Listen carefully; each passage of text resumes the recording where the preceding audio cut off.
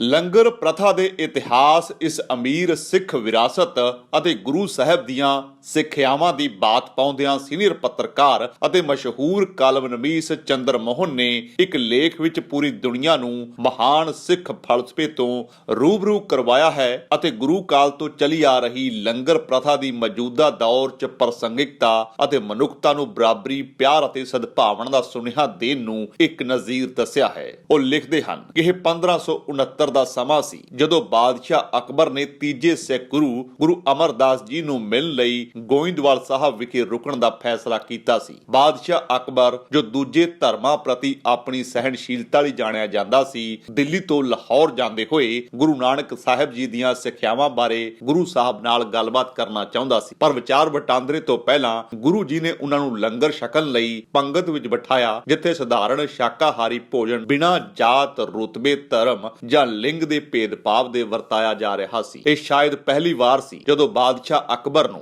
ਭੁੰਜੇ ਸੰਗਤ ਵਿੱਚ ਬੈਠ ਕੇ ਆਮ ਲੋਕਾਂ ਨਾਲ ਖਾਣਾ ਸਾਂਝਾ ਕਰਨ ਦਾ ਤਜਰਬਾ ਹੋਇਆ। ਉਹ ਮੁਫਤ ਲੰਗਰ ਦੇ ਸੰਕਲਪ ਤੋਂ ਇੰਨਾ ਪ੍ਰਭਾਵਿਤ ਹੋਇਆ ਕਿ ਉਸਨੇ ਲੰਗਰ ਭਵਨ ਉਸਾਰਨ ਲਈ ਜ਼ਮੀਨ ਦੇਣ ਦੀ ਪੇਸ਼ਕਸ਼ ਕੀਤੀ, ਪਰ ਗੁਰੂ ਸਾਹਿਬ ਨੇ ਸਹਿਜਤਾ ਨਾਲ ਇਨਕਾਰ ਕਰ ਦਿੱਤਾ। ਜਿਸਨੇ ਜਵਾਬ ਦਿੱਤਾ ਕਿ ਲੰਗਰ ਸਵੈ ਇੱਛੁਕ ਸੇਵਾ ਦਾ ਜਜ਼ਬਾ ਹੈ ਅਤੇ ਇਸ ਲਈ ਸ਼ਾਹੀ ਜਗੀਰ ਭਲਾ ਕਿਸ ਕੰਮ ਦੀ। ਉਹ ਲਿਖਦੇ ਹਨ ਕਿ ਮੈਂ ਕੋਈ ਇਤਿਹਾਸਕਾਰ ਨਹੀਂ ਹਾਂ। ਜੋ ਵੀ ਮੈਨੂੰ ਉੱਚ ਸਿੱਖ ਪਰੰਪਰਾਵਾਂ ਬਾਰੇ ਪਤਾ ਹੈ ਉਹ ਇਸ ਲਈ ਹੈ ਕਿਉਂਕਿ ਮੈਂ ਇੱਕ ਮਾਣਮੱਤਾ ਪੰਜਾਬੀ ਹਾਂ ਅਤੇ ਸਾਰੇ ਪੰਜਾਬੀਆਂ ਦੀ ਤਰ੍ਹਾਂ ਮੈਨੂੰ ਪੁਰਾਣੇ ਰੀਤੀ ਰਿਵਾਜਾਂ, ਅਮੀਰ ਵਿਰਾਸਤ ਦਾ ਕੁਝ ਗਿਆਨ ਹੈ। ਇਸ ਦੇ ਕਾਰਨ ਮੈਂ ਇਹ ਲਿਖ ਰਿਹਾ ਹਾਂ ਕਿਉਂਕਿ ਸਾਡੇ ਦੇਸ਼ ਵਿੱਚ ਅੱਜ ਬਹੁਤ ਕੁਝ ਗਲਤ ਹੋ ਰਿਹਾ ਹੈ। ਬਹੁਤ ਸਾਰੀਆਂ ਬੇਲੋੜੀਆਂ ਕੰਧਾਂ ਖੜੀਆਂ ਕੀਤੀਆਂ ਜਾ ਰਹੀਆਂ ਹਨ ਕਿ ਮੈਨੂੰ ਲੱਗਦਾ ਹੈ ਕਿ ਸਾਨੂੰ ਆਪਣੀਆਂ ਸ਼ਾਨਦਾਰ ਪਰੰਪਰਾਵਾਂ, ਆਪਣੀ ਅਜ਼ੀਮ ਅਤੇ ਬਹੁਮੁੱਲੀ ਰਵਾਇਤ ਵੱਲ ਮੁੜਨ ਦੀ ਅਤੇ ਉਸ ਤੋਂ ਸਿੱਖਣ ਦੀ ਲੋੜ ਹੈ। ਬਰਾਬਰੀ ਕੀ ਹੈ, ਭਾਈਚਾਰਾ ਕੀ ਹੈ, ਸੇਵਾ ਕੀ ਹੈ, ਨਿਮਰਤਾ ਕੀ ਹੈ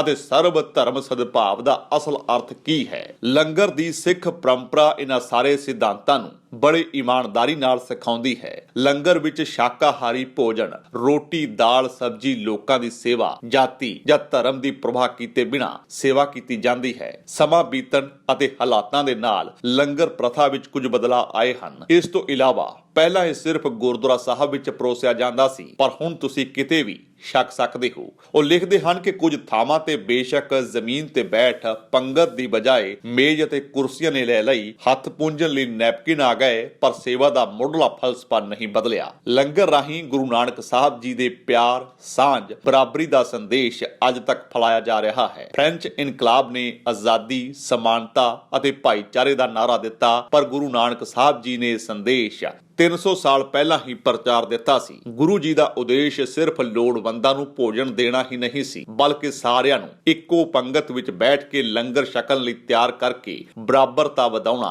ਅਤੇ ਨਿਮਰਤਾ ਸਿਖਾਉਣਾ ਵੀ ਸੀ। ਉਹ ਲਿਖਦੇ ਹਨ ਕਿ ਮਨੁੱਖਤਾ ਦੀ ਸੇਵਾ ਵੀ ਇਹ ਭਾਵਨਾ ਕਈ ਤਰੀਕੇ ਨਾਲ ਪ੍ਰਗਟ ਹੋਈ ਹੈ। ਅਸੀਂ ਵੇਖਿਆ ਹੈ ਕਿ ਕਿਵੇਂ ਲਾਕਡਾਊਨ ਤੋਂ ਬਾਅਦ ਸਿੱਖ ਭਾਈਚਾਰਾ ਘਰ ਵਾਪਸ ਜਾਣ ਵਾਲੇ ਨਿਰਾਸ਼ ਪ੍ਰਵਾਸੀ ਮਜ਼ਦੂਰਾਂ ਤੱਕ ਪਹੁੰਚਿਆ, ਚਾਹੇ ਗੁਜਰਾਤ ਦਾ ਭੁਚਾਲ ਹੋਵੇ ਜਾਂ ਅਸਾਮ ਜਾਂ ਬੰਗਾਲ ਦਾ ਚੱਕਰਵਾਤ ਜਾਂ ਉੱਤਰਾਖੰਡ ਵਿੱਚ ਕੁਦਰਤੀ ਆਫਤ। ਸਿੱਖ ਕੌਮ ਉੱਥੇ ਸਭ ਤੋਂ ਪਹਿਲਾਂ ਪਹੁੰਚੀ। ਉਹਨਾਂ ਦੀ ਸਮਰੱਥਾ ਵਿੱਚ ਹੈ, ਉਹ ਹਰ ਥਾਂ ਉਸ ਤੋਂ ਵੱਧ ਕੇ ਸੇਵਾ ਕਰਦੇ ਹਨ। ਵਿਦੇਸ਼ੀ ਧਰਤੀ ਵਿੱਚ ਵੀ ਕਈ ਵਾਰ ਸਿੱਖ ਕੌਮ ਦੁਖੀ ਲੋਕਾਂ ਦੀ ਮਦਦ ਕਰਦੀ ਅੱਗੇ ਆਈ ਹੈ। ਜਦੋਂ ਕੋਵਿਡ-19 ਦੇ ਕਾਰਨ ਇੰਗਲੈਂਡ ਦੇ ਅਚਾਨਕ ਫਰਾਂਸ ਨੇ ਆਪਣੀ ਸਰਹੱਦ ਬੰਦ ਕਰ ਦਿੱਤੀ ਸੀ ਤਾਂ ਸੈਂਕੜੇ ਟਰੱਕ ਦੱਖਣੀ ਇੰਗਲੈਂਡ ਵਿੱਚ ਫਸ ਗਏ। ਇਹ ਸਿੱਖ ਕੌਮ ਹੀ ਸੀ ਜੋ ਗਰਮ ਭੋਜਨ ਦੇ ਨਾਲ ਫਸੇ ਡਰਾਈਵਰਾਂ ਤੱਕ ਪਹੁੰਚ ਗਈ। ਗੁਰੂ ਘਰ ਦੇ ਦਰਵਾਜ਼ੇ ਗਰੀਬਾਂ ਤੇ ਬੇਘਰ ਲਈ ਹਮੇਸ਼ਾ ਖੁੱਲੇ ਰਹਿੰਦੇ ਹਨ। ਹਰ ਯਾਤਰੀ ਜਾਣਦਾ ਹੈ ਕਿ ਜੇ ਉਸ ਨੂੰ ਕਦੇ ਆਪਣੇ ਸਿਰ ਤੇ ਛੱਤ ਦੀ ਲੋੜ ਪੈਂਦੀ ਹੈ ਤਾਂ ਗੁਰਦੁਆਰਾ ਹਮੇਸ਼ਾ ਹੁੰਦਾ ਹੈ। ਗੁਰੂ ਘਰ ਵਿੱਚ ਕੋਈ ਭੁੱਖਾ ਨਹੀਂ ਜਾਂਦਾ ਅਤੇ ਪਰੰਪਰਾ ਸਿੱਖਾਂ ਲਈ ਵਿਲੱਖਣ ਹੈ। ਖਡੂਰ ਸਾਹਿਬ ਵਿਖੇ ਪੁਰਾਣੇ ਗੁਰੂ ਘਰ ਦੇ ਲੰਗਰ ਵਿੱਚ ਸੇਵਾ ਲਈ ਸਾਰੇ ਪਰਿਵਾਰ ਅੱਗੇ ਆਉਂਦੇ ਹਨ ਅਤੇ ਵਾਰੀ ਲੈਂਦੇ ਹਨ। ਉਹ ਲੰਗਰ ਤਿਆਰ ਕਰਦੇ ਹਨ, ਖੁਦ ਪਕਾਉਂਦੇ ਹਨ ਅਤੇ ਅੰਮ੍ਰਿਤਸਰ 'ਚ ਮੁਕੱਦਸ ਸਥਾਨ ਸ੍ਰੀ ਦਰਬਾਰ ਸਾਹਿਬ ਵਿਖੇ ਰੋਜ਼ਾਨਾ 50,000 ਤੋਂ ਵੱਧ ਸੰਗਤ ਲੰਗਰ ਛਕਦੀ ਹੈ। ਇਹ ਗਿਣਤੀ ਛੁੱਟੀਆਂ ਜਾਂ ਐਤਵਾਰ ਦੇ ਦਿਨ 1 ਲੱਖ ਤੋਂ ਵੀ ਅੱਗੇ ਪਹੁੰਚ ਜਾਂਦੀ ਹੈ। ਉਹ ਸਾਰੇ ਜੋ ਸੇਵਾ ਕਰਦੇ ਹਨ ਵਲੰਟੀਅਰ ਹਨ। ਇਹ ਦੁਨੀਆ ਦੀ ਸਭ ਤੋਂ ਵੱਡੀ ਮੁਫਤ ਰਸੋਈ ਹੈ। ਉਹ ਲਿਖਦੇ ਹਨ ਕਿ ਸਿੱਖ ਧਰਮ ਇਸ ਪਿੱਛੇ ਆਪਣੇ ਧਰਮ ਦੇ ਪ੍ਰਸਾਰ ਦੀ ਕੋਈ ਭਾਵਨਾ ਨਹੀਂ ਰੱਖਦਾ, ਬਲਕਿ ਇਹ ਤਾਂ ਸ਼ੁੱਧ ਖਾਲਸ ਸੇਵਾ ਦੀ ਭਾਵਨਾ ਹੈ। ਉਹ ਲਿਖਦੇ ਹਨ ਕਿ ਬਦਕਿਸਮਤੀ ਨਾਲ ਭਾਈਚਾਰਕ ਸੇਵਾ ਅਤੇ ਸਭ ਦੇ ਭਲੇ ਦੀ ਇਹ ਭਾਵਨਾ ਸਾਡੇ ਹਿੰਦੂਆਂ ਵਿੱਚੋਂ ਗਾਇਬ ਹੈ। ਅਸੀਂ ਬਹੁਤ ਜ਼ਿਆਦਾ ਸਵੈ ਕੇਂਦਰਿਤ ਹਾਂ ਅਤੇ ਹੋਰ ਵੀ ਵਧਦੇ ਜਾ ਰਹੇ ਹਾਂ। ਸਾਡੇ ਅਖੌਤੀ ਧਾਰਮਿਕ ਆਗੂ ਆਪਣੇ ਸਾਮਰਾਜ ਬਣਾਉਣ ਤੇ ਧਿਆਨ ਕੇਂਦਰਿਤ ਕਰਦੇ ਹਨ ਅਤੇ ਲੋੜਾਂ ਤੋਂ ਵਾਂਝੇ ਹੋਏ ਅਤੇ ਦੱਬੇ ਕੁਚਲੇ ਲੋਕਾਂ ਦੀ ਮਦਦ ਕਰਕੇ ਇੱਕ ਮਿਸਾਲ ਕਾਇਮ ਕਰਨ ਬਾਰੇ ਚਿੰਤਤ ਹਨ। ਕੋਈ ਮਦਰ ਟਰੇਸਾ ਦੀ ਆਲੋਚਨਾ ਕਰ ਸਕਦਾ ਹੈ, ਪਰ ਸਾਡੀ ਕਿਸੇ ਵੀ ਧਾਰਮਿਕ ਸ਼ਖਸੀਅਤ ਨੇ ਕਦੇ ਕਿਸੇ ਨਿਰਾਸ਼ ਜਾਂ ਕੋਹੜੀ ਨੂੰ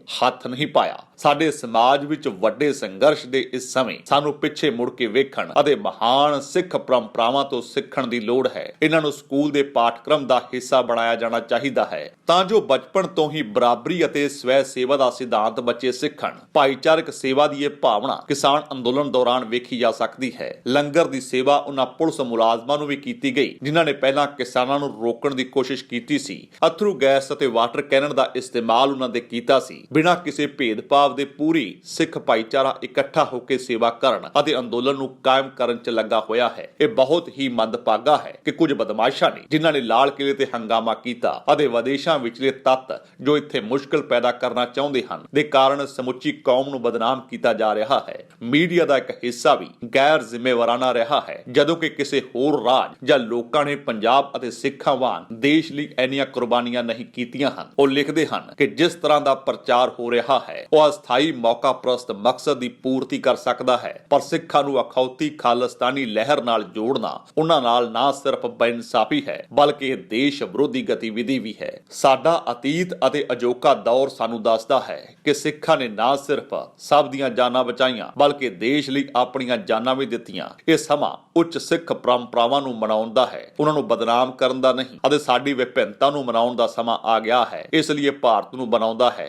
ਕਿ ਇੱਕ ਹੈ। ਉਹਨਾਂ ਨੇ ਸਿੱਖ ਕੌਮ ਦੇ ਬੁਨਿਆਦੀ ਸਿਧਾਂਤਾਂ ਦੀ ਗੱਲ ਕਰਦਿਆਂ ਦੇਸ਼ ਨੂੰ ਬਣਾਉਣ 'ਚ ਉਹਨਾਂ ਦੇ ਯੋਗਦਾਨ ਅਤੇ ਮੌਜੂਦਾ ਦੌਰ 'ਚ ਉਸਾਰੇ ਜਾ ਰਹੇ ਗਲਤ ਪ੍ਰਸੰਗ ਦੀ ਬੜੇ ਖੂਬਸੂਰਤ ਲਹਿਜੇ 'ਚ ਖੰਡਨਾ ਕੀਤੀ ਹੈ। ਜੇਕਰ ਤੁਹਾਨੂੰ ਸਾਡਾ ਇਹ ਉਪਰਾਲਾ ਚੰਗਾ ਲੱਗਾ ਹੈ ਤਾਂ ਇਸ ਨੂੰ ਲਾਈਕ ਕਰੋ, ਸ਼ੇਅਰ ਕਰੋ ਅਤੇ ਸਾਡੇ YouTube ਚੈਨਲ ਨੂੰ ਸਬਸਕ੍ਰਾਈਬ ਕਰੋ।